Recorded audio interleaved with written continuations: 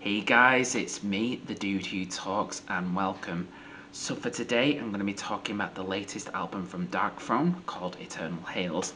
Now, I know I'm a little late to this party, but I still wanted to talk about this album. Eternal Hails is now out through Peaceville Records. So imagine a lot of you know who Darkthrone is, so this briefish intro is just going to be for the people who might not know who they are. So essentially, they're a black metal band from Kolbotn in Norway, initially playing death metal under the moniker Black Death, but they changed that a year later when Dag Nilsson joined the band, and then they became Darkthrone. So Dag Nilsson left after the debut album Soulside Journey, and this was when they became fully invested into black metal, with the 3 albums after the debut dubbed the Unholy Trinity, called A Blaze in the Northern Sky, Under a Funeral Moon, and Transylvanian Hunger. Though after on Transylvania Hunger, this was the first time that Darkthrone would become a two-piece with the members Fenris and Nocturno Culto, and this has been the current lineup ever since. So far, Darkthrone have brought out 19 albums, including Eternal Hails. So, with that out the way, what did I think of Eternal Hails? Did I like it, or would it be Eternal Fails? Let's find out. For those who want to know, Eternal Hails consists of 5 tracks and clocks in at 41 minutes and 23 seconds to be exact. So the album opens up with His Master's Voice, which is definitely not a tribute to UK music chain HMV.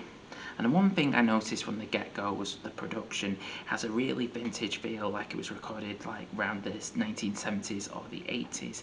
And if I didn't know that Eternal Hails came out recently and you told me this album came out around, like that time, I'd probably believe you. So listening to this, they've definitely dipped modern toes into the doom pool. While there's still some black metal bits in the song, especially with the vocals, they've definitely moved away from the black metal side of things, which to be fair they have been doing for quite a while. So the best way to describe it would be Candlemass meets Motorhead. There's definitely some like fast riffs, but there's moments where it like slows down to an absolute crawl, especially towards the end of the song. Hate Cloak carries on with the doom tradition with this like slow paced riff, and at intervals this riff changes up into this like slow chugging feel, which is designed for just headbanging. Also, the drums have a really strong presence as well, and for me it is something that's slow and heavy. Here's a bit of a clip of it.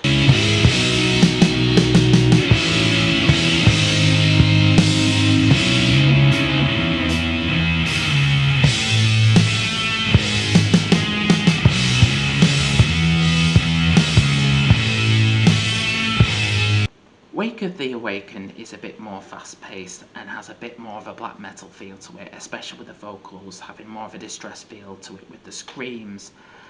However, on the midpoint the song is my favourite of this because there's a riff that makes my ears prick up every time that I listen to it. Also, and this is an example of, not just for this song but also for the album as a whole, is the drums don't get lost in the mix. Voyage to a North Pole Adrift sails back to doom territory, with things being a bit more slower in pace. However, it still has that slow and heavy feel to it, though the pace does pick up a bit just before the halfway point with the change to the riff, which I'm glad about, especially with it being the longest song on the album, which I thought was going to be really ploddy, so I'm really glad that wasn't the case. The last song, Lost Arcane City of Apakra, carries on with the doom tradition, however feels a little bit upbeat in places, which is a bit surprising. Though there is a moment halfway through the song where it feels really overbearing, where you just feel fuzz and what I presume is someone hitting cymbals in the mix. However, this is only brief and it trails off into this eerie 3-minute long outro, which was quite unexpected on my first listen. So, do I have any nitpicks about this record? Well, there was nothing outright to nitpick about this record or anything that I disliked about this record. However, there wasn't like a standout track on this record, which I know is a very minor thing to pick up on, but there was just nothing that stood out for me. That was not to say that the songs were bad. They were pretty good. However, there was nothing that made me go, wow, let's go back and listen to that song. Overall, I think the dynamic duo has shown us that they can be consistent yet be able to change things up at the same time.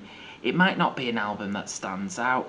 However, if you wanted to hear Darkthrone do Doom, this would be the album for you. It has that timeless feel from a band that have been around for more than 30 years. 1, 2, 3, let's fucking go. So that was me talking about Eternal Hails by Darkthrone. Have you listened to this album yet? Please let me know if you have down below in the comment section. If you've enjoyed this video, please like, share and subscribe. It really helps out. I also want to quickly plug my socials. I'm on Facebook and Instagram, so I'll be including links to them in the description section should you wish to follow or give me a like. It'd be greatly appreciated if you do though. So that is it from me. I've been the Dude Who Talks. You guys are fucking awesome like always. Thank you so much for listening and I'll see you soon.